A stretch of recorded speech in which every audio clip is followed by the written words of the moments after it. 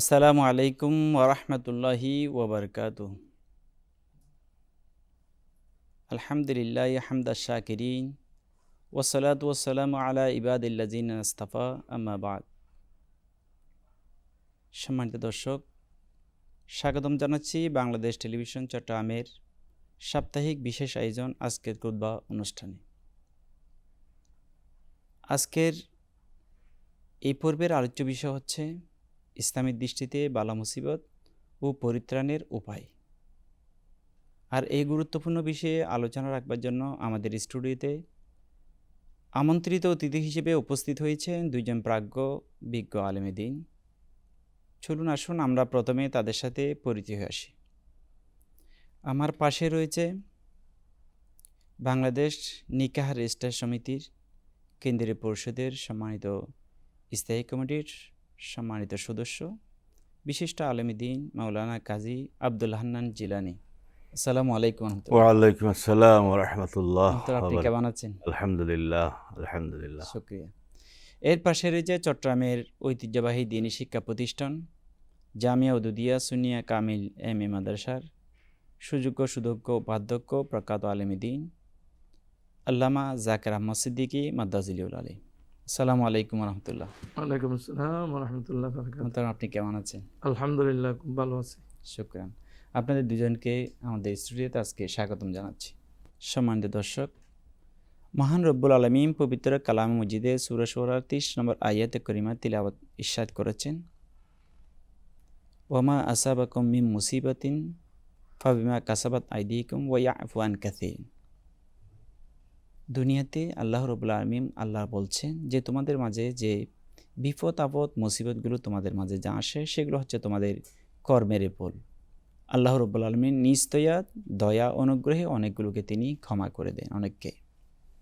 এই আয়াতে করিমার মাধ্যমে আমরা বুঝতে পারলাম আল্লাহ রব্বুল আলমিন আমাদেরকে বান্দাদেরকে যে যে বালা মুসিবত বিপদ আপদগুলো আমাদের কাছে যেগুলো আসে সেগুলো হচ্ছে আমাদের কর্মের ফলে। যত কারণে আমরা দেখতে পাই আমরা কখনো ভালো কখনো মন্দ, কখনো সুস্থ কখনো অসুস্থ, কখনো স্বাচ্ছন্দ্যে জীবনযাপন করি, কখনো বিপদ আপদ বা বিভিন্ন দুনিয়াবী বিভিন্ন মুসিবতের মধ্যে আমরা মুবতলা হয়ে থাকি, যেটা ব্যক্তিভাবে হয়ে থাকে, সামাজিকভাবে হয়ে থাকে অনেকগুলো, আবার রাষ্ট্রীয়ভাবে অনেকগুলো সেরকম বিপদ আপদ দুর্যোগগুলো হয়ে থাকে। সুতরাং আসুন এই বিপদ আপদ মুসিবত দুর্যোগগুলো আমাদের মাঝে কেন আসে, এর মাধ্যমে কি উপকার রয়েছে এবং এগুলো থেকে পরিত্রাণের উপায় কী, সংশ্লিষ্ট বিষয় নিয়ে আজকে আমাদের দুইজন প্রাজ্ঞ বিজ্ঞ আলোকদের সাথে আমরা বিস্তারিতভাবে আলোচনা শুনব। মুহূর্তে আপনার কাছে আসি, বিপদ আপদ মুসিবতগুলো ব্যক্তিগতভাবে আসে, রাষ্ট্রীয়ভাবে সামগ্রিকভাবেও আমাদের কাছে এগুলো আসে। আমরা আমাদের প্রাত্যহিক জীবনে সেগুলো আমরা পেশ করে থাকি।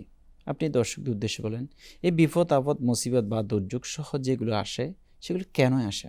ইমানদার বান্দারকে আল্লাহ পাক সুবহানাহু ওয়া তাআলা পরীক্ষা করার জন্য, তার সম্পদের হানি দিয়ে, ফল ফসলের হানি দিয়ে, শারীরিক রোগ, ওয়ালানাবলু আন্নাকুম বিশাইইম মিনাল খাউফি ওয়াল জু'i ওয়া নাকসিম মিনাল আমওয়ালি ওয়াল আনফুসি ওয়াস সামারাত। এই যে আমাদের সম্পদের ক্ষতি, শারীরিক ক্ষতি, মানসিক ক্ষতি, বিভিন্ন ক্ষতি সাধনের মাধ্যমে আমরা, এটি হচ্ছে যে আল্লাহ পাক সুবহানাহু ওয়া তাআলা মুমিনদেরকে অনেক সময় পরীক্ষা করেন।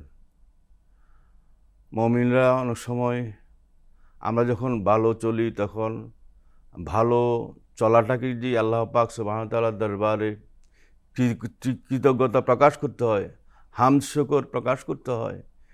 এই জিনিসগুলো আমাদের কর্মের মাধ্যমে আমরা করি কি না, হয়তো বা অনেকেই করতে জানে বা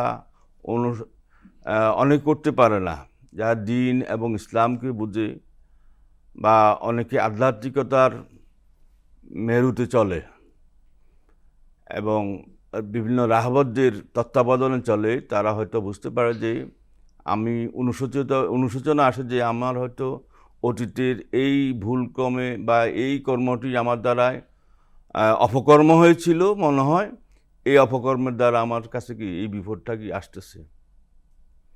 অথবা বান্দা যখন কোনো অন্যায় করে নাই মনে হয়নি, তখন এটা মনে করতে হবে যে আল্লাহ পাক সুবহানাহু ওয়া তাআলা আমাকে পরীক্ষার জন্য হলো কি এই বিপদ আপদ এগুলো আসবে। আর তাকদিরুল্লাহ ইয়ারুদ্দু ইল্লা বিদ্দুআ, এখানে একটা কথা বলা হয়েছে কি নবী আকরাম সাল্লাল্লাহু আলাইহি ওয়াসাল্লামের হাদিস অনুযায়ী যে তকদিরে যেটা লেখানো থাকে সেটা ঘটবেই, হবে। তবে এটাকে পরিত্রাণ পাওয়ার জন্য দোয়ার মাধ্যমে এটা কি পরিত্রাণ পাওয়ার জন্য আমাদের কি আল্লাহর দরবারে আল্লাহ আমি আমার জীবনে এই পাপাচারগুলো সংগঠিত হয়েছে, বান্দা হিসাবে আমি গুনাহগার। নবী আকরাম সাল্লাল্লাহু আলাইহি সাল্লামের হাদিস অনুযায়ী প্রত্যেক বনি আদম হচ্ছে গুনাহগার। ওই গুনাহগার উত্তম গুনাহগার যে ব্যক্তি তওবা করে, ওই অনুশোচনা থেকে যদি কেউ তওবা করে, আল্লাহ পাক সুবহানাহু ওয়া তাআলার মুমিন বান্দাকে তওবা করি আল্লাহর পথে আবার ইমানকে দৃঢ় এবং মজবুত করার জন্য, তার দ্বীনকে মজবুত করার জন্য আল্লাহ পাক সুবহানাহু ওয়া তাআলা এই পরীক্ষার সূচকও কি বান্দার উপরে কি এই আপদগুলো কি আপতিত হতে পারে।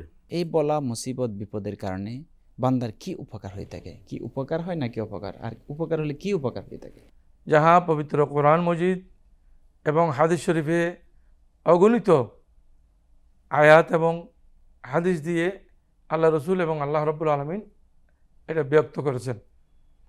তাই আমরা আসি যে সমস্ত বলা মুসিবত আল্লাহ দেন, আল্লাহ বলেও দিয়েছেন পবিত্র কোরআন মজিদে, ইন্না মাআল উসরি ইসরা, ইন্না মাআল উসরি ইসরা।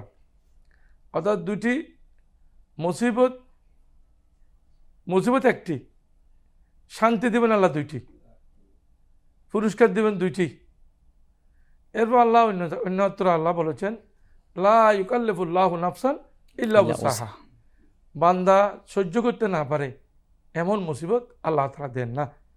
আমরা পবিত্র কোরআন শরীফ হাদিস শরীফের মাধ্যমে জানতে পারি আগেকার দিনের মানুষদেরকে আল্লাহ যে মুসিবত দিয়েছেন, ওই মুসিবত ওরা একেবারে পৃথিবী থেকে ধ্বংস হয়েছে এমন মুসিবতে ছিল, যেমন নূহ আলাইহিস সালামের উম্মতেরা। তো আসেন আমরা আল্লাহ তাআলা এগুলো দেন আমাদেরকে কেন? এগুলো দেওয়ার কারণ হলো আল্লাহ আমাদেরকে মাঝে মাঝে পরীক্ষা করেন। পবিত্র কোরআন মজিদে এসেছে ওয়ালা নাবলুওয়ান্নাকুম বিশাইইম মিনাল খাউফি, আল্লাহ জান মাল ইত্যাদি নিয়ে আল্লাহ তাআলা পরীক্ষা করবেন। পরীক্ষার মধ্যে পাশ কারা পাশ করবেন? যারা ওয়াবাশশিরিস সাবিরিন, যারা ধৈর্য ধারণ করে। তো এই ধরনের মুসিবত আসলে আমরা ধৈর্য ধারণ করব। ধৈর্য ধারণ যারা করে ইন্নাল্লাহা মাআস সাবিরিন, আল্লাহ তাআলা ধৈর্যশীলদের সাথে থাকেন। দুই, এটা আমরা বলতে পারি পবিত্র হাদিস শরীফে এসেছে যে আজমান লিল মুমিনে, মুমিনদের জন্য সদা সর্বদা কুল্লিহি প্রত্যেক জিনিস খাইরুন উত্তম, ফাইন আসাবাতহু দুররান, যদি কোনো ধরনের বিপদ মুসিবত আসে তাহলে সাবারা, সে যদি ধৈর্য ধারণ করে, ধৈর্য ধারণের পরে আল্লাহ বলেন যে এগুলো সব তার কল্যাণ, খাইরুন, এটা কল্যাণ। যে মুসিবত আসলে ওই মুসিবতগুলো যদি ধৈর্যের সহিত সে মোকাবেলা করে তাহলে এটা তার জন্য কল্যাণকর। মুসিবত আসলে এটা রহমত হিসেবে আসে। কোরআন মজিদে আল্লাহ রাব্বুল আলামিন বলেছেন উলাইকা আলাইহিম সালাওয়াতুম মির রাব্বিহিম ওয়া রাহমা, যে মুসিবত বালা এগুলো আল্লাহর পক্ষ থেকে রহমত হিসেবে আসে। এটা আল্লাহ আমাদেরকে সতর্ক হওয়ার জন্য দান করেন। মুসিবতের কারণে বালা মুসিবতের দেওয়ার আল্লাহ কারণে বান্দার গুনাহ মাফ হয়। হাদিস শরীফে এসেছে ইল্লা কাফারাল্লাহু বিহা খাতায়াহুম, যে আল্লাহ বলা মুসিবতের দরুন মানুষের জীবনের পাপ রাশিগুলো মাফ করে দেন। আল্লাহ মানুষের গুনাহ রাখেন না। মা আলাইহি খতিয়াতুন, অন্য রবায়তে এসেছে তার কোনো গুনাহ থাকে না। এগুলোর কারণে বান্দার গুনাহ আল্লাহ রাব্বুল আলামিন মাফ করে দেন। এরপর আমরা দেখি পবিত্র কোরআন মজিদ হাদিস শরীফে এই প্রসঙ্গে আরও এসেছে যে বলা মুসিবত যখন আসে দুনিয়ার মধ্যে কেন এটা আসে? এটা আসে আল্লাহর দয়ার কারণে। হাদিস শরীফে এসেছে ইজাহারাত আল্লাহ বে আব্দি খাইরান, যদি আল্লাহ কোনো বান্দার প্রতি কল্যাণ করতে চায় তাহলে আল্লাহ কি করেন, ইউসিব এই আল্লাহ রব্বুল আলমিন তাকে দুনিয়ার মধ্যে আজ্জালাহু, দুনিয়ার মধ্যে তার মুসিবত দিয়ে দেন। ফির দুনিয়ার মধ্যে আল্লাহ তাকে মুসিবত দিয়ে দেন। আর যদি পরকালের জন্য থাকে, এটা তো লঘু হবে না, পরকালেরটা তো ভারী হবে। দুনিয়া মুসিবত এটা লঘু হবে, পরকালের জন্য আল্লাহ যাকে ওয়াইদারাত আল্লাহ বিআবদিহি শাররান, কোনো বান্দার প্রতি যদি আল্লাহ রাব্বুল আলামিন অসন্তুষ্ট থাকেন, তাকে মুসিবত দেন পরকালে। পরকালের মুসিবত কিন্তু বলা কিন্তু অনেক ভয়াবহ হবে। ওই শাস্তিটা কিন্তু আযাবুন আলিম বলছেন, আল্লাহ বলছেন আযাবুন আজিম, এটা অনেক বড় হবে। সুতরাং আল্লাহ যাদেরকে ভালোবাসেন, আল্লাহ যে সমস্ত মানুষকে খুব বেশি পছন্দ করেন, তাদেরকে দুনিয়ার মধ্যে বলা মুসিবত দিয়ে থাকে। তাদেরকে আল্লাহ রাব্বুল আলামিন। ধন্যবাদ মোহতারাম আপনাকে। আপনার শান্তি কাছে দান আবার করেন। আসবো। বিজ্ঞ আলোচক আপনার কাছে আসছি। বিজ্ঞ আলোচক বলেছেন, আপনি বলেছেন যে বিপদ আপদ মুসিবতগুলো এগুলো অনেক সময় পাপের কারণে হয়ে থাকে, আর বিশেষত পরীক্ষা করে থাকে বান্দাকে, এবং বান্দার কল্যাণের জন্য বলা হচ্ছে, রহমতের জন্য, এবং গুনাহ মাফ হয়ে থাকে। কিন্তু বাস্তবকে আমরা দেখি আরেকটি বিষয় হচ্ছে, অনেক সময় আমরা এই বিপদ আপদ মুসিবতগুলোকে আমরা বিভিন্ন দিনের সাথে, বিভিন্ন মাসের সাথে, আমরা অনেক সময় বিভিন্ন কিছুর সাথে দুনিয়া বিষয় আমরা তার সম্পর্কিত করা হয়। যেমনিভাবে আমরা অনেক সময় দেখি সফর মাস আসলে আমরা বলি এটা সফর মাস, যে সফর মাসের মধ্যে এটা অকলের মাস। বুধবার হলে আমরা অনেক সময় বুধবারে কোনো অনুষ্ঠান আদি আমরা করতে চাই না, যে বুধবারে ভালো দিন না, বা সফর মাসে কোনো অনুষ্ঠান আদি আমরা করতে চাই যে এটা ভালো মাস না। এটা আসলে ইসলামের মধ্যে এরকম কোনো দিন, তারিখ, মাস কি বিপদ আসার জন্য কোনো কারণ হতে পারে? আল্লাহ পাক সুবহানাহু ওয়া তাআলা কিছু দিনের গুরুত্ব দিয়েছেন, যেমন কিছু সময়েরও কিছু বাধা বিঘ্নতা দিয়েছেন। যেমন মাগরিবের সময় কিছু কিছু কাজ থেকে বিরত থাকতে বলছে। ওই সময় ওই সময় থেকে মাগরিবের পর থেকে কিছু শয়তান জিন দুনিয়াতে চলাফেরা করে। আবার যখন দেখা যাচ্ছে যে ফজর ওয়াক্ত যখন ঘনিয়ে আসে, সুবে সাদিক বলে, সুবে সাদিকের আগের টাইমটা ওই যে অপকর্ম করে যে এই সমস্ত শয়তান জিনগুলো দুনিয়া থেকে আল্লাহ পাক সুবহানাহু ওয়া তাআলা এই দ্বিপ্রহর ঘনিয়ে আসলে এগুলো উঠে যাওয়ার কারণে এগুলা হয়তো আমরা মানতে পারি, কিন্তু তাই বলে যে এটা অলক্ষণ, এটা শুভ লক্ষণ নয়, এটা অলক্ষীর মাস, এই দিন আমাদের জন্য অশুভ দিন, এটা মনে করা আদৌ উচিত নয়। আল্লাহ পাক সুবহানাহু ওয়া তাআলা প্রত্যেকটা দিন যেমন আমাদের জন্য নামাজকে ফরজ করেছেন, ওয়াক্ত অনুযায়ী আমরা নামাজগুলোকে পড়ি, তেমনি প্রত্যেকটা দিন ইবাদতের যে একটা সময় নির্ধারণ করে দিয়েছেন। যদি এই অলক্ষী হইতো তাহলে আল্লাহ পাক সুবহানাহু ওয়া তাআলা হয়তো বা বলতেন যে তোমরা এই দিনে, এই মাসে, অথবা আমাদের বুজুর্গানের দিন কেউ কেউ বলতেন যে হয়তো এই মাসে, এই সময়ে, এই দিনে কি তোমরা ইবাদত করে, যেহেতু এটা অলক্ষীর মাস। তো আমাদের সমাজে এই বদ্ধমূল কিছু ধারণা আছে, যেমন ইয়াতে আমাদের যখন আইয়ামে নহর, যে মাসটা জিলহজ্জের মাস, এই মাসটাকে বলে যে অনেকে কাটাকাটির মাস। মহরম মাসটাকে অনেকে বলে কাটাকাটির মাস। এখানে এই মাসগুলোতে সাধারণত কি আয় রুজি বরকত কম। যারা এই ধারণা পোষণ করবেন তারা আল্লাহর কালামকে কি মিথ্যা বলে প্রমাণ করবেন, এবং নবীর হাদিসগুলোকে কি মিথ্যা বলে প্রমাণ করবেন। কারণ তারা এই যে মাসগুলোকে, সময়গুলোকে তারা অলক্ষণ বলতেছে, অলক্ষী বলতেছে, তারা এগুলো বিচার করে অথবা বিবেচনা করে বুঝে শুনে এগুলো বলতেছে। এই বিষয়ে তো কোরআন, সুন্নাহ, ইজমা, কিয়াস, শরীয়তের যে দলিল, এখানে কোনো নিষেধাজ্ঞা নেই। তো আমরা এই যে এগুলা করা আমাদের হাতের কামাই, জহরাল ফাসাদ বিল বাররি ওয়াল বাহরি বিমা কাসাবাত, যেই সমস্ত সময়গুলো ভালো সময়, সেই সময়গুলোকে আমরা কুসময় মনে করি, অনেক কাজ করি না। এটা আমাদের হাতের একটা কামাই। ইন্নামা আল, আমার যে মুরব্বী বলেছিলেন, ইন্নামা আল উসরি ইউসরা, এই যে আমরা যদি খারাপ কাজ করি, তো আমাদের খারাপ কাজগুলো আমাদের সামনে কি বেশি উঠবে। বেশি উঠবে। তো এই খারাপ কাজগুলো যদি বেশি উঠে সাথে সাথে কি করে, ফাইজা ফারাউতা ফানসাব ওয়া ইলা রাব্বিকা ফারগাব। তার উত্তর আল্লাহ পাক সুবহানাহু ওয়া তাআলা তার উত্তর আবার পরবর্তী আয়াতে, ফাইজা ফারাউতা ফানসাব ওয়া ইলা রাব্বিকা ফারগাব। তুমি একটু এই পাপরাশিগুলো করেছো, এটা যদি তোমার অনুশোচনা আসে এবং তুমি যখন একটু ফরাগত হও, একটু সময় হয়, সাথে সাথে কি তোমার রবের ইবাদতের দিকে ধাবিত হও। তা আমরা আসলে মূল হচ্ছে যে আমাদের তাকওয়া ভিত্তিক ইবাদতগুলো আমাদের সমাজ থেকে চলে গেছে। সমাজ থেকে চলে যাওয়ার কারণে আমাদের মুরব্বীরা কী করছেন, অথবা কারো কাছে শুনেছেন, অশুভ কথাগুলোকে আমরা সমাজে বাস্তবায়ন করার জন্য বিভিন্ন অজুহাত খুঁজি। আমি মনে করি এগুলা থেকে বাঁচতে হলে আমাদেরকে দোয়ার মাধ্যমে, নামাজ তো পড়তেছি, তারপরে আমরা জিকির আজগার এবং দোয়ার মাধ্যমে আমাদের নিজেদের হাজতগুলোকে আল্লাহ পাকের দরবারে সাপোর্ট করতে হবে। ও আল্লাহ, আমার এই অসতর্কতাবশত হোক, প্রত্যক্ষ হোক অথবা পরোক্ষ হোক, আমার কর্মের কারণে এই সমস্যাগুলো সৃষ্টি হয়েছে, আল্লাহ তুমি আমাদেরকে কি ক্ষমা করে দাও, আমাকে মার্জনা করে দাও।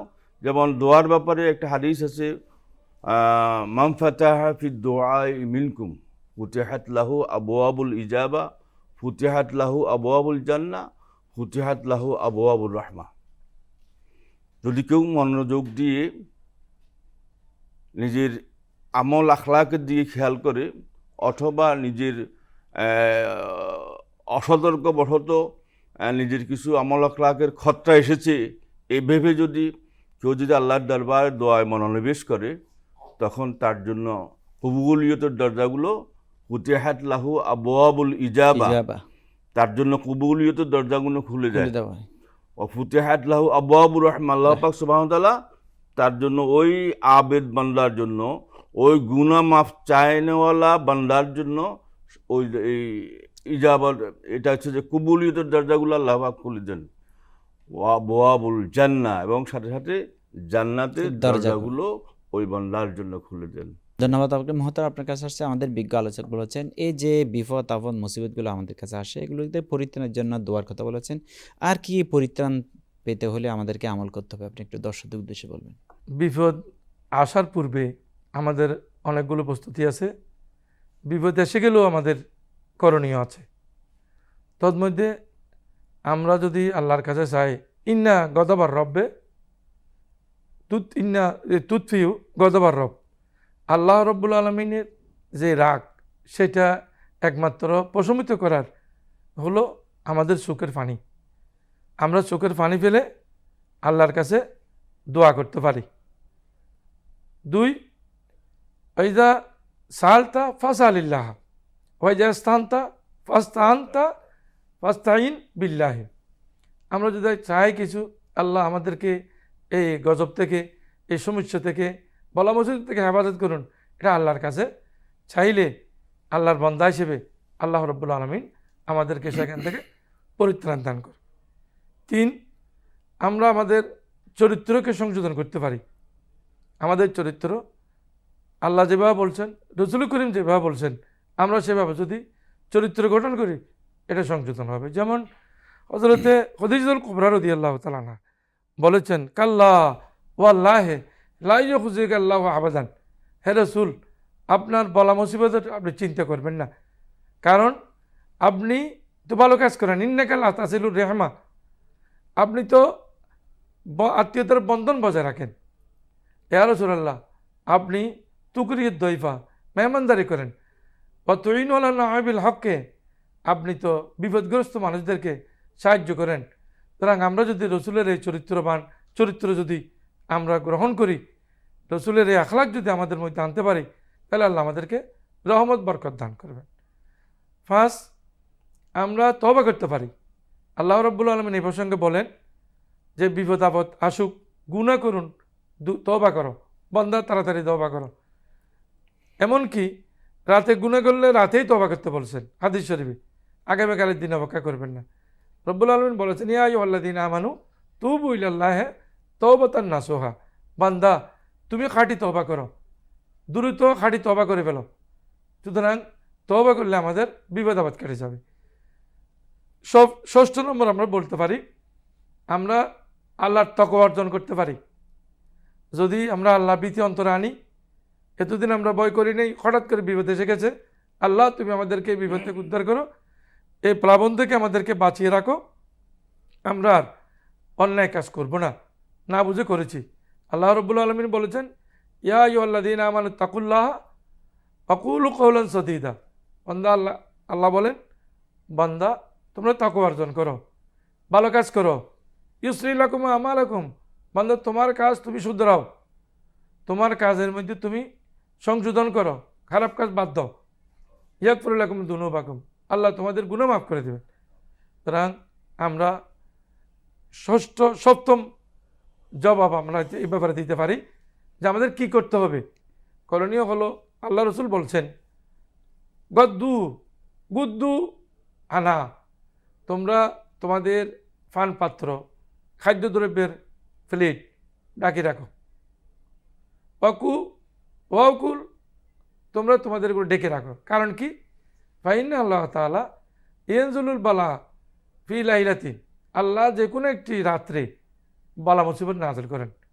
সুতরাং এই বলা মুসিবত থেকে বাঁচার জন্য আমাদের পানপাত্র, এটা বিজ্ঞানও বলতেছে, অনেক সময় মাছি পড়ে, অনেক সময় মাছি বসে, অনেক সময় অন্য অন্য প্রাণী বসে যেগুলো আমাদের ক্ষতি করে। সর্বোপরি আমাদের দোয়া করতে হবে। মহতরম, আপনাকে অসংখ্য ধন্যবাদ, আপনাদের দুইজনকে অসংখ্য ধন্যবাদ অত্যন্ত চমৎকারভাবে আজকে বিষয়ের আলোকে কোরআন সুন্নাহর আলোকে চমৎকার আলোচনা রাখবার জন্য। সম্মানিত দর্শক, আমাদের আজকের বিজ্ঞ আলোচকদ্বয় ইসলামী দৃষ্টিতে বালা মুসিবত, এগুলোর উপকার, এগুলো কেন আসে বিষয়ে আলোচনা করেছেন। বিশেষত আমাদের বিজ্ঞ আলোচকদের বলেছেন এগুলোর মাধ্যমে বান্দাকে পরীক্ষা করা হয় এবং বান্দার তার মর্যাদাকে বুলন্দি হয়, তার গুণাগুলোকে মাপ হয়। এবং বিজ্ঞ অন্যদিকে বলেছেন এগুলো হচ্ছে তার কর্মের ফল। আমরা যেহেতু আল্লাহর যে নির্দেশনাগুলো, রসুলের যে নির্দেশনাগুলো, সেগুলো আমরা রসুলের অনুসরণ আমরা করছি না বিদায় আমাদের উপর সেই বিপদ আপদ মুসিবতগুলো আরোপিত হয়ে থাকে। সাথে সাথে আমাদের বিজ্ঞ আলোচক সেগুলো থেকে পরিত্রাণের জন্য আমাদেরকে দোয়া, তওবা, ইস্তেগফার, সাদাকা সহ বিভিন্ন ভালো কাজ করার জন্য আমাদেরকে বিজ্ঞ আলোচক আমাদেরকে পরামর্শ দিয়েছেন। সুতরাং প্রিয় দর্শক শ্রোতা, প্রতিটা মুহূর্তে আমাদের কোনো না কোনো ব্যক্তিগতভাবে, সামগ্রিকভাবে, পারিবারিকভাবে, রাষ্ট্রীয়ভাবে আমাদের উপর বিপদ আপদ মুসিবত আরোপিত হয়ে থাকে। সুতরাং আমাদেরকে এই বিপদ আপদ মুসিবত, বিশেষত দুর্যোগ সহ যেগুলো আমাদের আসে, সেগুলোর জন্য আমাদেরকে প্রতিটা মুহূর্তে প্রস্তুতি থাকতে হবে। শারীরিকভাবে প্রস্তুতি থাকতে হবে, মানসিকভাবে প্রস্তুতি থাকতে হবে এবং আমাদেরকে প্রতিটা মুহূর্তে আল্লাহর কাছে তওবা ইস্তেগফার করতে হবে, যাতে তওবা ইস্তেগফারের মাধ্যমে আমাদের বিপদ, বিশেষত দোয়ার কথা বলেছেন আল্লাহ রাব্বুল আলামিন পবিত্র কালামে মজিদের মধ্যে দোয়া ইউনূসের কথা আমাদেরকে শিক্ষা দিয়েছেন। সুতরাং আমরা সে আমলগুলোর মাধ্যমে আমরা এই বিপদ আপদ মুসিবত থেকে আমরা পরিত্রাণ পেতে পারি। সাথে সাথে আমাদেরকে খেয়াল রাখতে হবে বিপদ আপদ মুসিবতের পরে আমি বিপদ আপদ মুসিবতে পড়ি না, আমার পার্শ্ববর্তী, আমার ভাই ব্রাদার, প্রতিবেশী কেউ না কেউ বিপদ মুসিবতের মধ্যে পড়েছে, তাদেরকে আমরা দেখতে হবে, তাদেরকে সহযোগিতার হাত বাড়িয়ে দিতে হবে। তার ওই দুঃখ দুর্দশা যাতে আমি খানিকটা হলে লাঘব করতে পারি, সেদিকে আমি একজন মুসলমান হিসেবে, একজন মানুষ হিসেবে সেদিকে আমাদেরকে লক্ষ্য রাখতে হবে। সুতরাং দর্শক, আসুন আমাদের বিজ্ঞ আলোচকদের যে নির্দেশনা দিয়েছেন, পরামর্শ দিয়েছেন, সে আলোকে যাতে আমরা সে দৈনন্দিন আমাদের যে ব্যক্তিগত বা সামগ্রিক যে বিপদ আপদ মুসিবত দুর্যোগ যা আসে, সেগুলো যাতে আমরা মোকাবেলা করতে পারি, সেই আমলগুলো যাতে আমরা করতে পারি। আল্লাহ রাব্বুল আলামিন আমাদেরকে আমল করার তৌফিক দান করুন। এতক্ষণ পর্যন্ত যারা আমাদের সাথে ছিলেন প্রত্যেককে আবারও আন্তরিক ধন্যবাদ, মোবারকবাদ জানিয়ে আজকের মতো এখানে বিদায় নিচ্ছি। আসসালামু আলাইকুম ওয়া রাহমাতুল্লাহি ওয়া বারাকাতুহু।